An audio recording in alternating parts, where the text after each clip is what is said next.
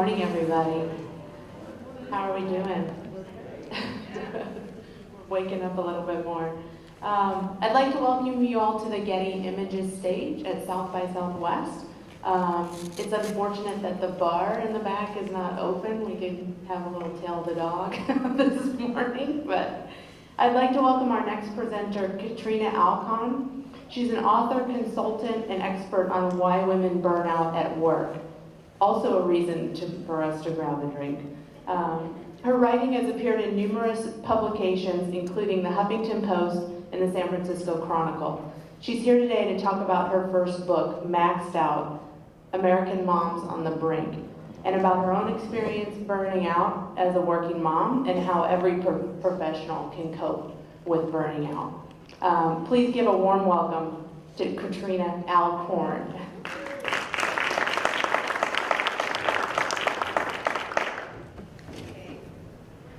Have the technology now. Hi everybody, we have a short session, so I'm going to jump right in. How many of you work full-time? Pretty much everybody. So for how many of you does that mean working more than 40 hours a week? More than 50 hours a week? More than 60 hours a week? Tell the truth? Okay, at least some of the hands went down. There's still hands up. How many of you also have kids or elderly parents you're taking care of? A lot. Probably about half. Okay, last question. Be brave. How many of you feel anxious or stressed because of the demands on your time? If you are representative of the American population, a lot of Americans are feeling anxious and stressed because of the demands on their time. In fact, 1/3 of American adults will have an anxiety problem in their lifetime, and we're going to talk about how that connects to work and what we can do about it. First, I'd like to introduce myself. I'm Katrina Alcorn. I'm a user experience designer by day. I also am a lot of other things. As I am a former journalist, a former people manager, I'm a mom and a stepmom, and most recently an author. I'm also an expert, as she mentioned, on why women burn out at work, and I'm going to tell you a story. This is my family. This is a photo of us taken in 2008. From the left to right, that's my stepdaughter Martha, my husband Brian, that's me. The little baby on my lap is our son Jake, who's about a year old at the time. He's 6 now. And that's our daughter Ruby, who was just about to start kindergarten. At the time, I had a fabulous job managing a team of designers for an award-winning web design firm in San Francisco. And then I had this fabulous growing family. So it was perfect, except it wasn't perfect. The real story is that after my son was born and I went back to work full-time, my stress started to get out of control. It just seemed like no matter what I did, I couldn't keep up with all the things that needed to be done. And believe me, I tried everything. I started having a lot of anxiety, and then that kind of turned into insomnia and panic attacks, and eventually a kind of depression that I didn't know was possible. Somehow I kept showing up at work and doing my job, which is what people often do in those situations, until one day I couldn't. I went home sick from the job I'd had for 6 years, and I never went back, not even to clean up my desk. I had completely burned out. It was a year before I was ready to work again. During that year, I did a lot of writing. Writing has always been my form of coping, making sense of what's going on. And of course, I'm an internet professional, so eventually I did what any internet professional would do in a time of crisis. I started a blog.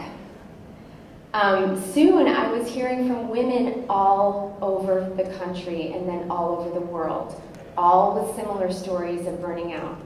They worked in every industry that you can imagine. There are academics, attorneys, teachers, parole officers, lots of corporate executives, user experience designers, childcare workers, you name it. They told me they suffered from panic attacks and depression, heart palpitations and hives, migraines and mysterious coughs that wouldn't go away. They were maxed out just trying to work and take care of their families, and it was making many of them sick. This is a pretty typical message that I get from blog readers. This one says, I'm a mom of 2 daughters, 6 and 7 years old, and I tried to be the superwoman too. People admired me for it and often encouraged me. I ended up in a really bad place, broke down, and had to take 6 months leave from work. Big burnout. So I started wondering, how much of our stress is coming from our jobs, right? It turns out our stress is coming from a lot of places, but one very significant source of our stress is our jobs. 40% of workers report that their job is very or extremely stressful. So a recent Gallup study came out that you may have heard of, and it was shocking. It said that 70% of American workers are unhappy and disengaged, to some extent actively disengaged from their jobs. This affects everything from productivity, to customer satisfaction, to product quality, to things like accidents on the job and employee turnover. It's also costing a lot of money for businesses. $450 to $550 billion a year is the cost of our unhappiness at work. Why are we so unhappy at work? Any guesses? I mean, we've moved from an industrial economy to a knowledge-based economy. Many of us don't even get our hands dirty anymore. We're knowledge workers. Working conditions have improved for us.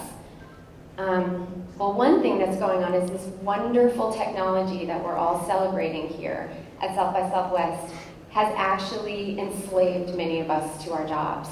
So now, no matter where we are, we're always working.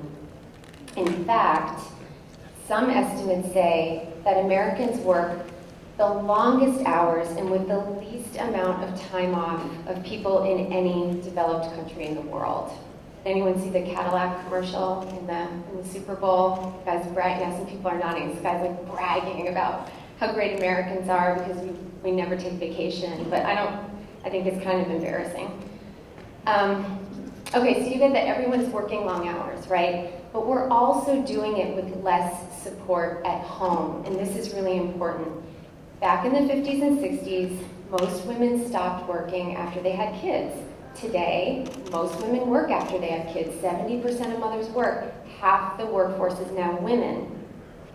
The problem is the society and the workplace haven't caught up to this reality. So we're in this situation together where we're living in a half-changed world. We're expected to do our jobs as if we don't have families. And then on the other side, we're trying to raise our families as if we don't have jobs. There's a lot of men in the audience, and I'm really happy to see that today. I do want to say men are feeling this a lot, just like women, but it is coming out in different ways. The fact is we're still kind of operating under cultural expectations that are really, really old. And what's happening is when both parents work, mothers are still doing a lot more housework and childcare. They're doing a lot more multitasking. We have less leisure time, and studies show we feel a lot more guilt and we're more exhausted. So another quick little story. After I started writing about these issues, a couple separate people randomly confessed to me that they had what I now think of as hospital fantasies. This is the desire to get in a minor accident so that no matter what, they would finally be able to take a few days off, right? So I see nodding heads. I have a feeling some of you have hospital fantasies, but I'm not gonna out you on it. Okay, another aside. My husband, when I was putting together this presentation, he told me for the first time that he'd had, when our kids were little, he had a minimum security prison fantasy. So, you know, there's probably other variations on this, but I got really interested. I was like, how common is this? So I put a poll up on my blog, and how many people do you think have hospital fantasies? 5%? 90%? Oh, you beat me. No, it's not 90%. Any other guesses? 75? Ooh, okay, you guys know how bad things are. So this doesn't look so bad. 68%. 68% of 319 people who took the poll. The point is, it's as if we can no longer imagine getting that real time off unless we're physically incapacitated. That's crazy, okay? So of course, all this writing and research and soul searching went into my book, Maxed Out American Moms on the Brink. In the book, it's primarily a memoir. I tell my own story of burning out and recovering, and then throughout the story, I weave in research and stories of other women. What I'm trying to do is paint a bigger picture of how the American workplace is profoundly out of sync with our lives, and also how this problem disproportionately affects mothers and anyone with caregiving responsibility. But the fact is, whether you have kids or not, we're all facing choices now about how to get our own personal fulfillment and stay healthy and balance that with work achievement, right? The good news is it does not have, I just painted a very depressing picture. I know that it doesn't have to be this way. In my book, I list many examples of countries and companies that are finding ways to make the workplace work for everyone. But there is no one-size-fits-all solution. So since we're at South by Southwest, I want to focus on a few very specific things that high-tech and creative professionals can do to make your work-life balance more manageable, not only for yourself, but for the people you work with, and if you're a manager, for your employees. None of these things I'm going to tell you about today are rocket science. I'm not going to tell you anything new. What I'm trying to do is give you permission to do them, because people aren't doing them, okay? And I will back it up with research, so you can tell your boss there's a reason. Okay, so the first one is work from home. Working from home has gotten a bad rap recently. There's a real backlash against working from home, and I think we need a backlash against the backlash. So it's March 8th. I'm here to tell you today, don't listen to Marissa Mayer. Chances are you can and should work from home. I'm going to explain why. So recently I put together a survey, just an online survey. I do these every once in a while when I'm doing research and not finding answers to the questions I have that I'm writing about. And I love doing these surveys because it connects me to the reality that people are living, how other people are living out different versions of this issue. So this survey was about work and well-being, and one of the questions I asked was, what could your manager do to help you manage your stress and be more effective at work? The most popular answer in this case was, let me work from home 1 or more days a week. Okay, so the good news is, chances are your job is compatible with working from home at least 1 day a week. 45% of jobs are. I'm guessing most of you are knowledge workers, so that percentage is probably higher in this room. Productivity goes way up when we work from home. 27% on the days that we work from home. Now we can have a whole side discussion, which I don't have time for in this 20 minutes, about collaboration and creative work, but working from home 1 or 2 days a week is not going to mess that up, okay? And your productivity goes higher.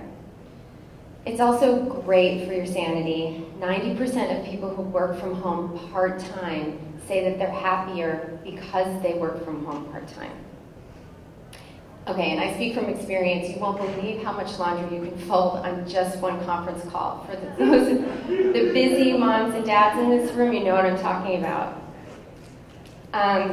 There are too many benefits to list out in this presentation, but the point is employers, employees, and the environment all benefit when we do this. Okay, so my number 2 piece of advice is work out. Work out. Back to that survey. I asked people, what could you do to manage your stress and be more effective at work? In this case, I was surprised. The single most popular answer was to prioritize exercise. So a quick thing on that. We think of exercise as being really good for our bodies, but guess what? It's really good for our brains. Studies keep coming out. They're showing us that exercise reverses the negative effects of stress. It lifts depression. It improves learning. This makes you a better worker. This makes you a more effective employee. And it also helps fight memory loss.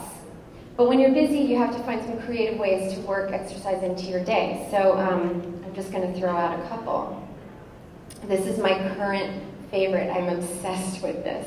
I bought this treadmill desk for my husband, and I use it more than he does. On a typical day, I walk 5 to 6 miles while I do 2 to 3 hours of work. By the way, this isn't like a big sweaty workout, but what the research shows is just moving, just, sitting is the new smoking. Just move your body, you'll feel better. Another creative way to sneak in a little movement in your day is to have walking meetings. My friend Nilofer Merchant calls this the walk and talk. If you're going to do this, don't wear shoes like that. I don't know how people do it. But the fact is, it's not easy to prioritize exercise when you're just working around the clock. So that brings me to my last and most important piece of advice. Work less. So pretty much everyone in this room said that they work full-time, and most of you said you work more than 40 hours, and some of you are working more than 60. So this is really important information for you. Back to that survey. I asked if you could pick one thing from this list which would make you happier, healthier, and more productive at work, what would it be? In this case, by far, the most popular answer was work less, okay? They were only allowed to pick one thing. 33%, more than 33% said they needed to work less. 1% said they needed to work more. I did not follow up to find out why. Okay, it's hard. This is a really hard one to do. It's macho to work really long hours, right? Our companies reward this kind of behavior. But I have news for you. Study after study shows that working long hours not only makes you sick, it makes you less productive overall in your work. Here's what the research shows. This is either good or bad news, depending on where you sit on this issue.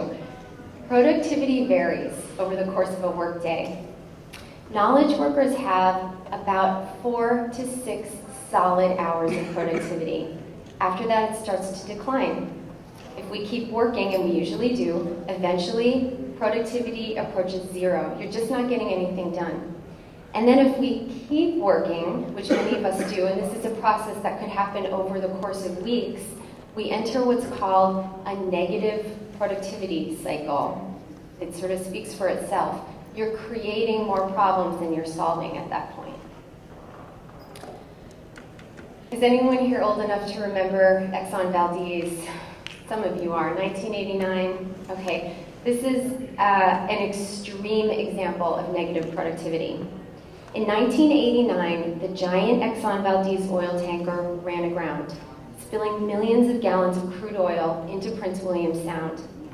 This turned out to be one of the most devastating environmental disasters in human history. Guess what? It was completely avoidable. After a detailed investigation, authorities found that the official cause of the accident was excessive workload and sleep deprivation. In other words, the direct cause of America's worst oil spill was the third mate who was overworked and had slept only 6 hours in the past 2 days. The point is, when we get exhausted, we make major mistakes. Okay. So over and over, this is what the research shows. 5-day weeks of, how's my time? 5-day weeks of 8-hour days maximize long-term output in every industry that's been studied for the past century. The question is, why would your industry be any different?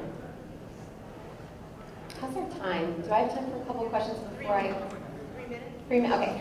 I'm not going to take questions now, I'm just going to conclude, but before I do, I want to let you know I'll be signing books in the bookstore. The book is available there if they run out, which it looks like they may have, I can't tell. The book is available in many bookstores. It's also available as an ebook on Amazon in your local e-tailer, and as an audiobook on Audible and iTunes. And I hope that you will read it, and I hope you'll talk about these issues, because they don't change until there's a critical mass of people deciding they're going to do things differently. Okay, so I want to leave you with one last number. Does anyone know what this number stands for? The amount, the pieces of clothing I folded in the laundry on my last 10 conference calls? No.